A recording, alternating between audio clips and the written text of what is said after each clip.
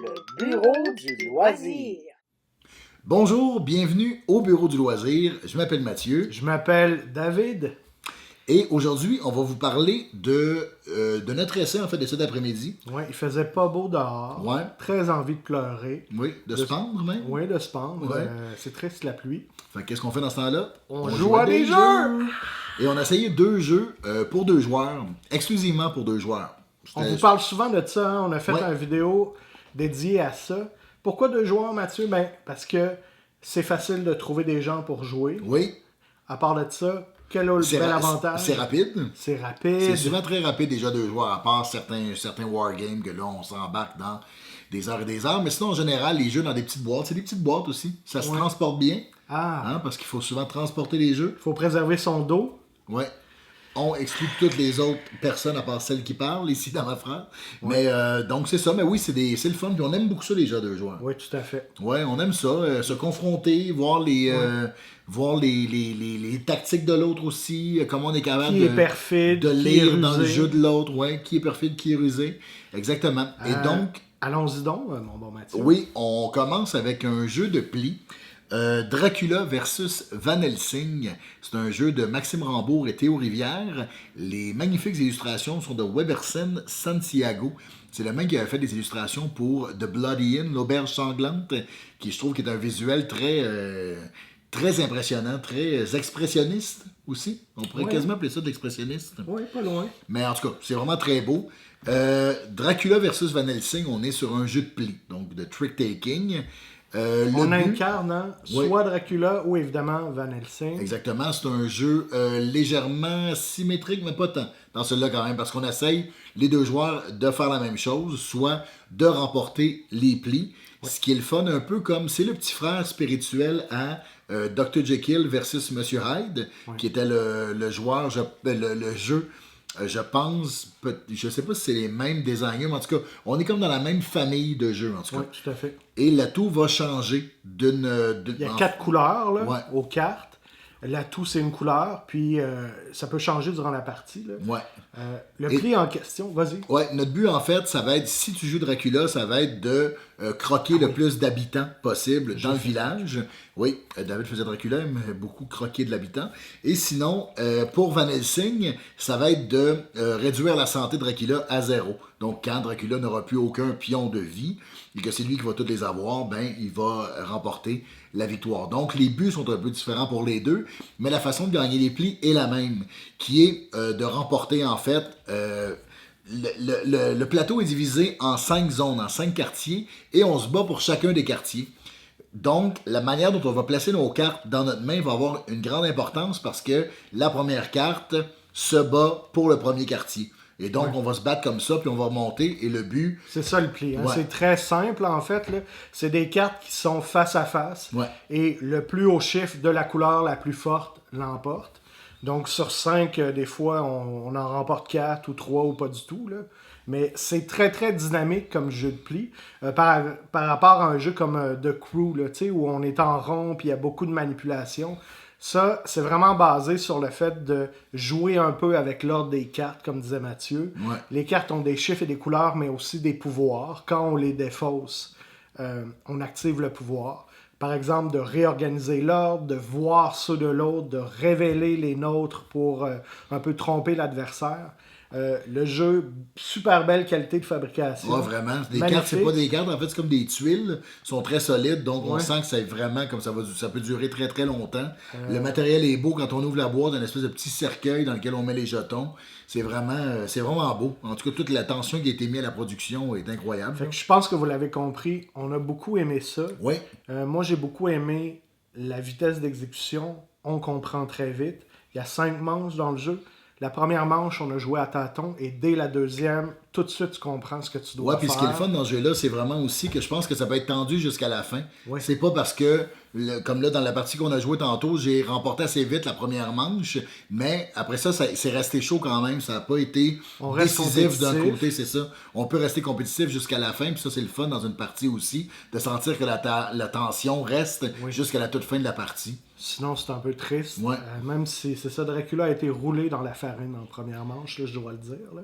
Ouais. Mais ensuite, il a réussi à à manger des petites madames puis des petits Oui, messieurs. malgré les pieux qu'il y avait dans le cœur. J'en profite aussi pour dire que je trouve ça formidable ce qui arrive avec les jeux de pli parce que moi, un peu comme toi, au départ, c'est pas une mécanique que je fais oh wow, j'ai tellement hâte de jouer un jeu de pli. Mais il y a des jeux, je trouve maintenant, qui sont vraiment rendus.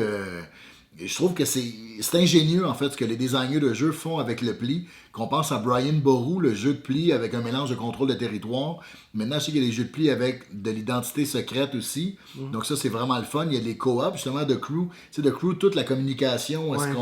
Est-ce qu'on garde le silence? Qu'est-ce qu'on a le droit de dire? Qu'est-ce qu'on n'a pas le droit de dire? Je sais qu'il y a d'autres. Il y a Sail aussi dernièrement de Allplay qui vient de sortir. Puis c'est un jeu de pli, mais de pirate. Avoir un bateau de pirate, ça a quand même tout pour ta plage, je pense. David. Donc je trouve c'est un petit shout-out à tous les designers qui nous écoutaient ou non, mais je trouve qu'il y a vraiment des belles choses qui se passent avec la mécanique du pli. Mathieu, est-ce que tu as joué à un jeu de pli qui se passe sous l'eau avec des plis? Pas encore, un jeu de pli avec des plis, j'aimerais beaucoup ça. Ou un jeu de pli avec de l'origami, peut-être. Ouais. Ça, c'est un jeu de pli avec plusieurs plis. Hein? On parlait de bateaux, ça tombe bien. Oui. Il y a beaucoup de bateaux. J'étais très excité dans notre deuxième jeu. The Hunt. La chasse. C'est un petit jeu de simulation de guerre marine, de guerre sur la mer, oui. Et donc, c'est un jeu de Mathias Kramer et Engin Kunter. Et un magnifique visuel encore là de Albert Montes. Qui a fait le jeu espagnol. Exactement. Qui se passe en Espagne. Résiste donc la résistance sous Franco. C'est le même illustrateur et vraiment chapeau. Moi, c'est devenu rapidement un de mes illustrateurs préférés. Je trouve tout le temps que ses illustrations sont magnifiques. Vraiment. Alors, la prémisse du jeu est sans surprise. C'est un jeu historique. On joue soit la marine royale anglaise ou la marine allemande. Ça se passe durant la Deuxième Guerre mondiale. Oui. Les navires anglais escortent des navires marchands qui viennent porter la marchandise. Et les Allemands, à l'aide d'un sous-marin, essaient de l'intercepter. Oui, de couler ces bateaux marchands-là. Donc, le but du jeu est différent pour les deux aussi. Oui. Les Britanniques doivent soit faire se rendre à bon port 5 navires marchands. Les Allemands doivent couler 5 navires marchands. Ou sinon... Les Anglais ont une double tâche. Oui, mais en fait, c'est qu'ils doivent provoquer la bataille finale aussi. Ouais. Parce qu'ils ont plus de chances au niveau statistique, si on veut, et au niveau des effectifs, parce qu'ils sont plus nombreux, de remporter la bataille finale. Mais donc, leur but aussi, c'est de déclencher, exactement, de la provoquer. Ouais.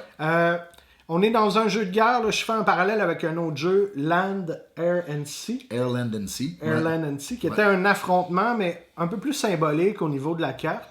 Et si c'est plus générique comme thème aussi. Là, on revit une situation historique précise dans celui-là. Exact. Ouais. Là, ici, on est pensé au jeu de simulation de guerre, les fameux wargames. Yeah. Avec une carte avec des hexagones, tout ça, on se déplace. Mais c'est comme une version très dynamique de ça, très colorée. Qui peut jouer en 20 à 45 minutes. Au lieu de 85 jours, là, parce qu'on reprend la bataille de la Meuse ou je sais pas trop la quoi. La campagne du renard du désert. Voilà. Ouais. Donc, plus de réflexion que le premier jeu. Oui. Beaucoup de stratégie impliquée, mais c'est excitant. Un jeu de mouvement caché aussi, ça c'est très très excitant. Les Allemands doivent pas se faire pincer parce qu'à partir du moment où ils sont détectés par la marine royale anglaise, c'est là que la bataille finale se déclenche. Donc tout leur but à eux, c'est d'essayer d'attaquer et de disparaître, d'attaquer et de disparaître. Et il y a quelque chose de vraiment... Moi, j'adore les jeux de mouvement caché, c'est ça que je me rends compte. Plus je joue à ce genre de jeu-là... Est-ce que tu caches quelque chose? Non, mais il y a quelque chose d'espiègle qui vient dans le jeu comme tel. On n'est pas obligé comme d'avoir à mentir comme dans des jeux d'identité secrète. Donc, je trouve que la mécanique en tant que telle est un peu tannante dans le mouvement caché. Coquinou. Et c'est ce que j'aime. Ouais. Le jeu... c'est indiqué sur la boîte que ça se joue entre 20 et 45 minutes. Ouais. Je fais une précision intéressante. Quand tu es les Anglais, tu dois faire des détections, puis c'est un peu difficile de faire la détection. Puis j'étais sceptique durant le jeu en me disant comme, mais voyons, on est vraiment ici sur le hasard. C'est difficile d'avoir le chiffre. Puis j'ai comme bien compris, là, j'étais de mauvaise foi. Je l'admets ici publiquement. Mais c'est qu'à partir du moment où tu réussis cette détection-là, tu déclenches la fin de la partie. Donc, c'est normal que ça soit difficile. Ouais. On veut ça, parce que sinon, on n'arrive pas à faire rentrer les navires non plus, puis tout ça. Puis, c'est de là la grande fourchette de temps. C'est vrai qu'au bout de 20 minutes, on pourrait effectivement déclencher ce combat-là.